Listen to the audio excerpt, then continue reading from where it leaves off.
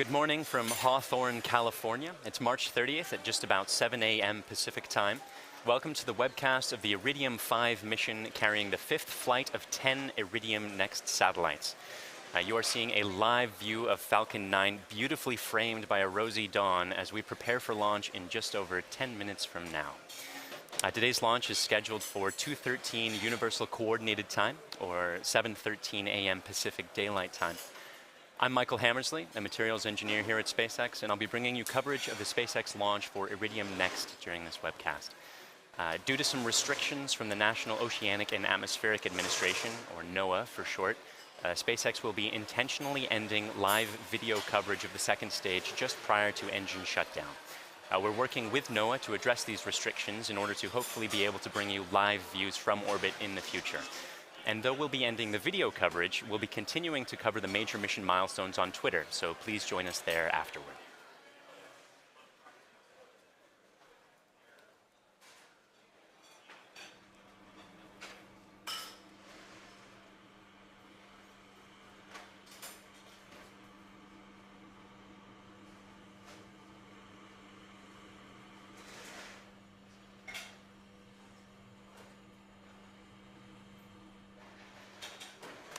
Today's launch is from Space Launch Complex 4 at Vandenberg Air Force Base. And you can see the two-stage Falcon 9 vehicle standing about 70 meters tall, which is taller than a 20-story building, there on the pad just after sunrise. It's a really clear shot. Usually Vandenberg is way foggier than this, so it's a beautiful, beautiful view here. The first stage, which is the part that's not currently illuminated by sun, provides the initial force to get out of the majority of Earth's atmosphere. SpaceX does not plan to recover the first stage for this mission. We will be performing a landing sequence, a simulated landing sequence out in the Pacific Ocean, but there's no drone ship in position for recovery. So we won't be following it during the webcast, but you may hear call-outs on the countdown net while we follow the second stage into orbit. The second stage, which is the part in the sun right now, takes the satellite from the edge of space and accelerates it to orbital speeds of just over 7.5 kilometers per second, or 17,000 miles per hour. That's 10 times faster than the bullet.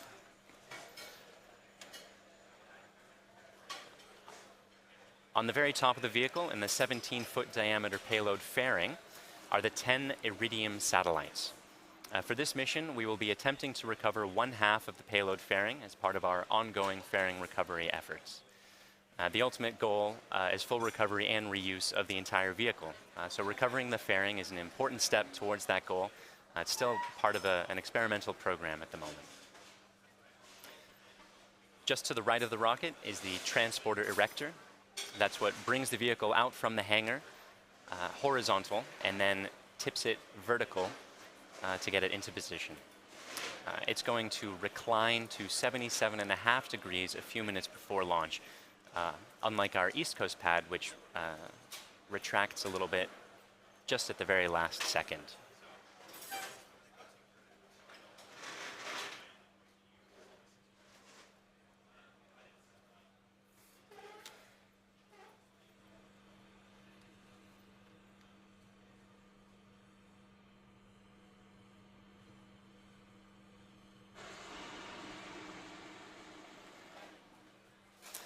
Quick status report. Falcon 9 has been loading propellants since about T-minus 70 minutes. Fuel, that's the kerosene, is about complete on the first and the second stage at the moment. Falcon 9 burns a rocket-grade kerosene to get to orbit. But because you need oxygen to burn kerosene, and there's not much oxygen high up in the atmosphere, we have to take our oxygen with us. So we carry a super chilled liquid oxygen in the tanks. That liquid oxygen is currently being loaded. The first stage is about 90% filled, and the second stage is about 60% filled right now. We'll be continuing to load those until just the last couple minutes before launch in order to keep that as cold as possible, in order to make it as dense as possible to fit as much on the vehicle as possible.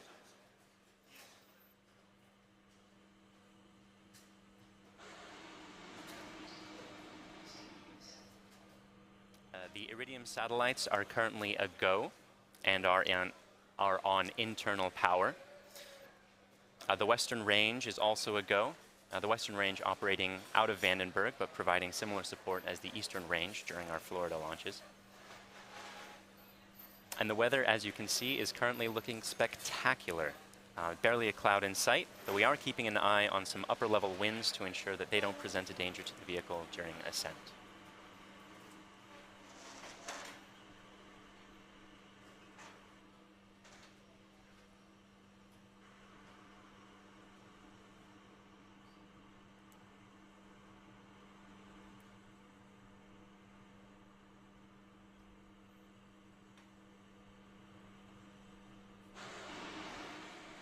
SpaceX is launching 10 Iridium Next satellites to low Earth orbit today. And this is the 5th of 8 launches to put that constellation into orbit. We started launching with Iridium in 2017. And after this launch, we will have put 50 of the Iridium Next satellites into those orbits. These satellites form a constellation comprised of 6 polar orbiting planes, each plane containing 11 operational cross-linked satellites. So you can see in the image on your screen that a polar orbit means that each satellite is going to cross over the north and the south pole every time it rotates the Earth. This is opposed to if it were an equatorial orbit, it would be going east to west or west to east, sort of around the equator. When completed, the Iridium network will be using a total of 66 active satellites, as well as 9 in-orbit spares. Each of those satellites weighs about 600 kilograms, and when the solar arrays are fully deployed, they have a wingspan of just over 9 meters. In order to correctly position those satellites into today's orbits, the SpaceX team has to launch right on time. So the launch window is only 1 second long, and if we delay for any reason, we have a backup opportunity at about the same time tomorrow morning. When Falcon 9 reaches its intended orbit, the vehicle will send commands to separate the satellites at about 625 kilometers in altitude. The satellites will be released one at a time, about every 100 seconds. The entire sequence will take 15 minutes, and from there, the satellites will maneuver to their final orbits. We have a quick video from Matt Desch of Iridium explaining some of the unique features of the Iridium system.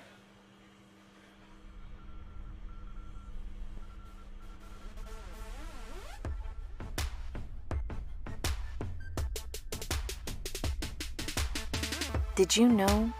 Right now, there are 3.8 billion people connected to the internet, which is nothing compared to the nearly 20 billion things connected to the internet. Not those things, these things.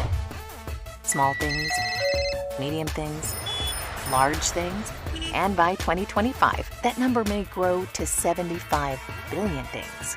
Stack those things, and you could reach the moon 3 times.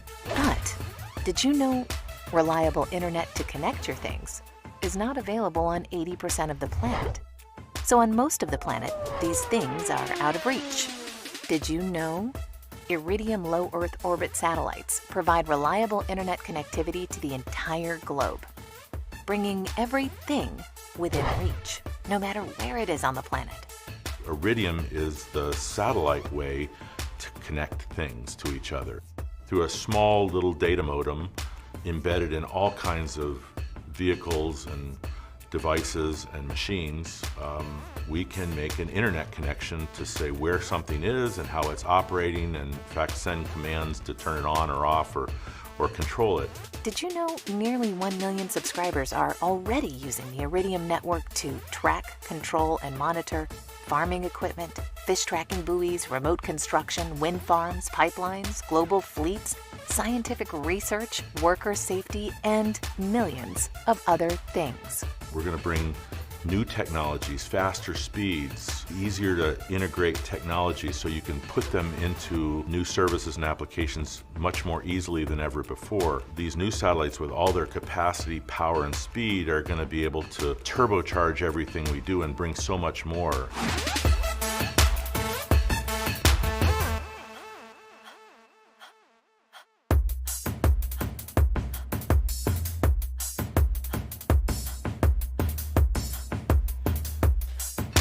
We're at about T-minus 4.5 minutes to launch, and we've got only a few things left to do at this point.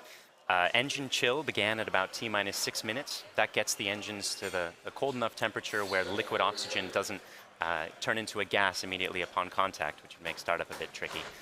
The strong back is going to begin its lean back shortly.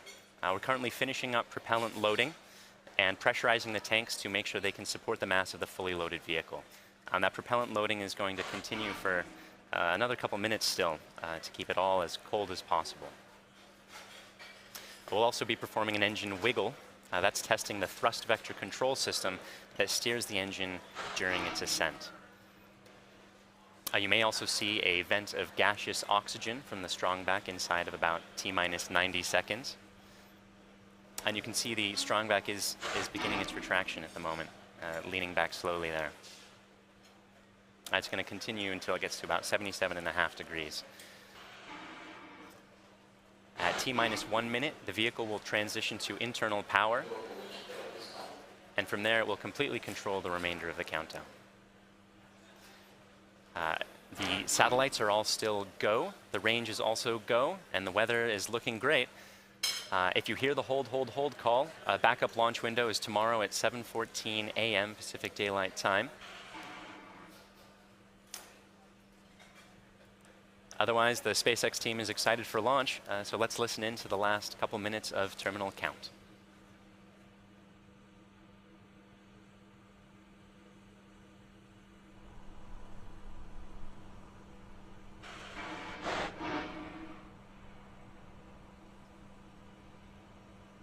Stage 1 LOX is closed out for flight.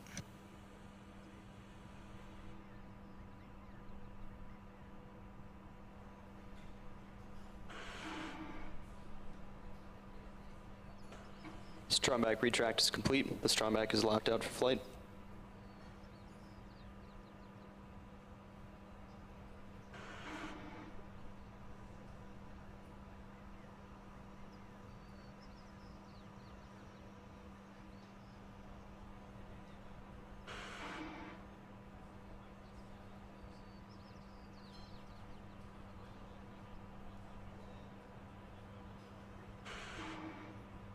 Rock, verify range is green. Rock, range is green.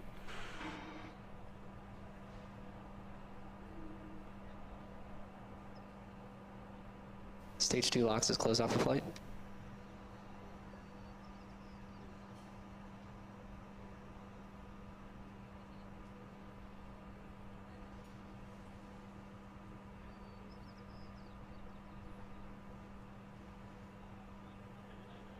Vehicles in self-line.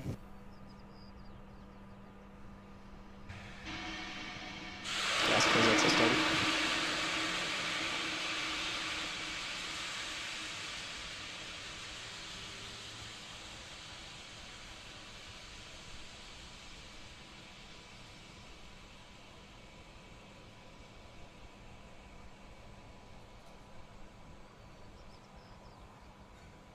ASTS is ready for launch. Falcon 9 in startup. Ground side gas closeout's complete. Stage 1 tanks pressing for flight. This is the LD on countdown 1. We are go for launch.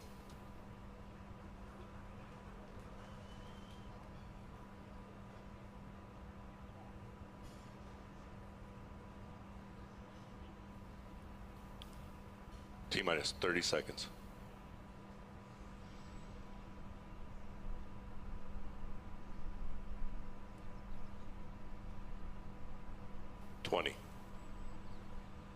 Propellant tanks, press for flight. 15. 10, 9, 8, 7, 6, 5, 4, 3, 2, 1.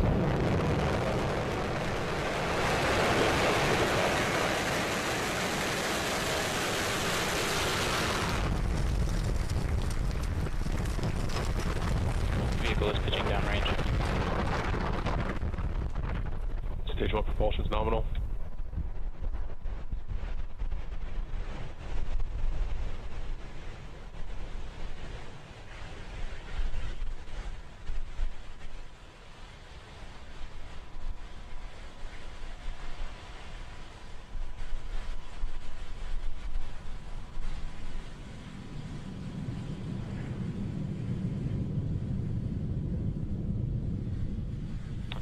Power and telemetry are nominal.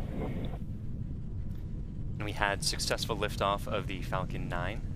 As you saw, it's pitching downrange at the moment to continue its ascent into orbit. Going supersonic right about now. And it'll be going through max Q shortly. Vehicle is supersonic. So we're decreasing the engine thrust to minimize the pressures of max Q, which is the point at which the rocket is pushing hardest against the atmosphere. Vehicle is experiencing maximum dynamic pressure.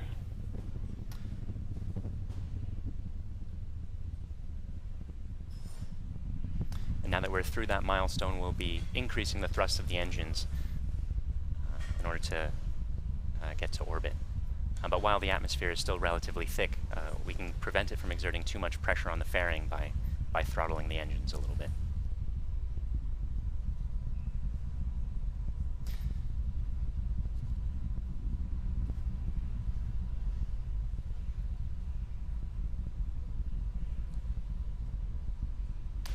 We're also chilling the Merlin vacuum engine. And vac engine chill has begun. And that call out means that we're bringing the engines down to the correct temperatures in order to prevent the liquid oxygen from turning into a gas in the second stage as well. Coming up shortly, we have a few events in quick succession. The first stage main engines will cut off, the two stages will separate, and the second stage will begin its first burn.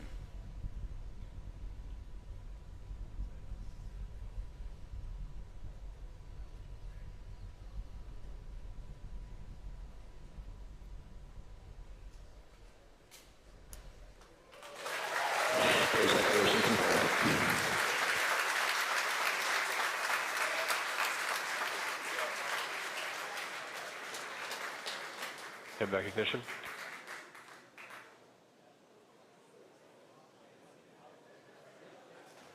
And there you saw it. The first stage main engines cut off, the two stages separated, and the second stage began its burn. You can actually see the first stage falling away behind the second stage for some of these shots. That's gorgeous.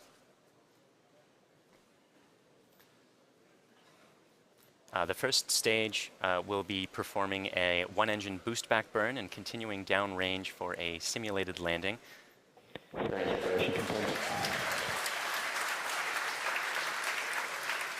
And you just saw the Second stage trajectory nominal. just saw the two halves of the fairing fall away. Good from nipple away. We will be attempting a recovery of one of the halves of the fairing today on our fairing recovery ship, Mr. Stephen, as part of an experimental program to reuse those parts of the vehicle.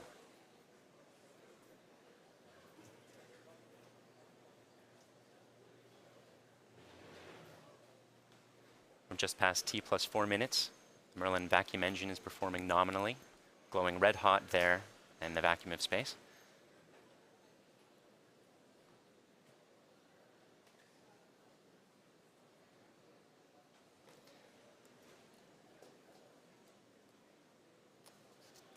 A quick reminder, we will be intentionally ending live coverage or live video coverage of today's mission due to restrictions placed on us by the National Oceanic and Atmospheric Administration. So don't be surprised when that occurs at about T plus 9 minutes.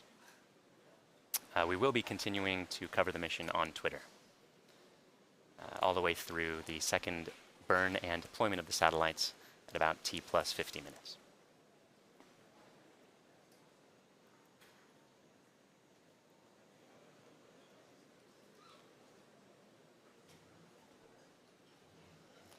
At T plus 5 minutes. Second stage still performing nominally, and the trajectory is currently looking good.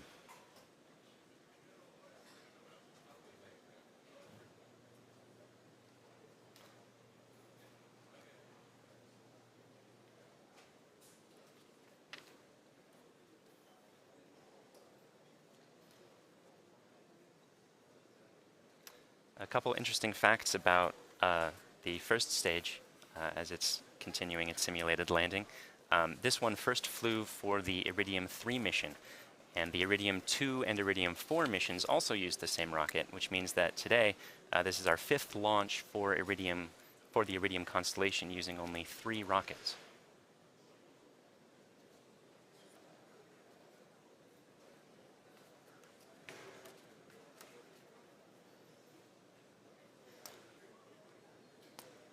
We're now at T+6 minutes, which puts us more or less exactly halfway through the second stage's first burn.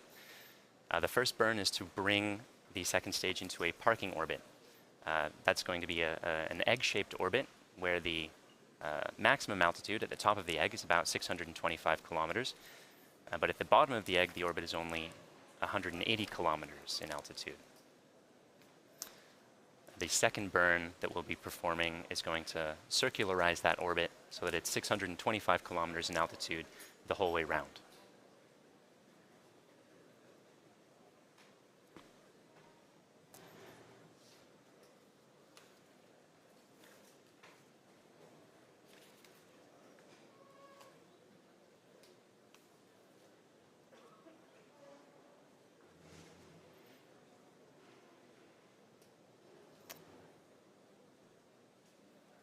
We're now at T+7 minutes. Stage 1, AFTSS saved. The chamber pressure in the Merlin vacuum engine is looking good, providing good power, constant chamber pressure, and still on track to its parking orbit.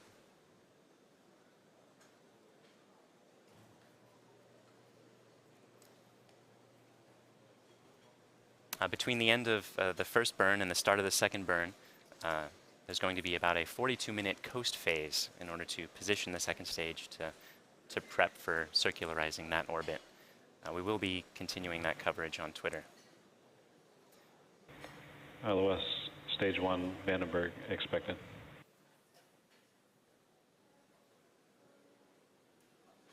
At the time of the second stage, the satellite will have passed over Antarctica and will be just south of Madagascar for that 4-second burn.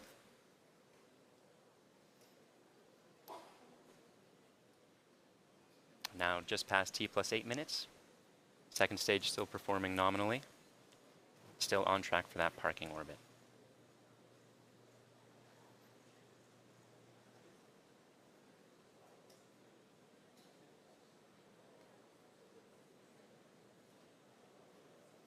Today is also the 1-year anniversary of the first time we flew a flight probe in Stage 2, terminal guidance. Falcon 9 first stage. Stage 2, AFTSS saved.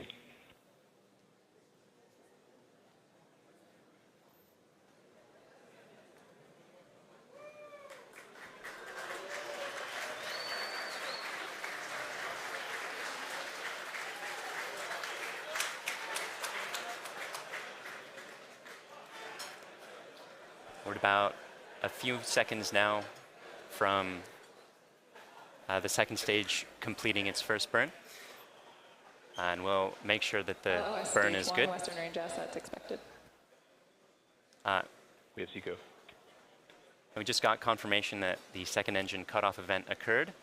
We'll make sure that we are in the correct orbit.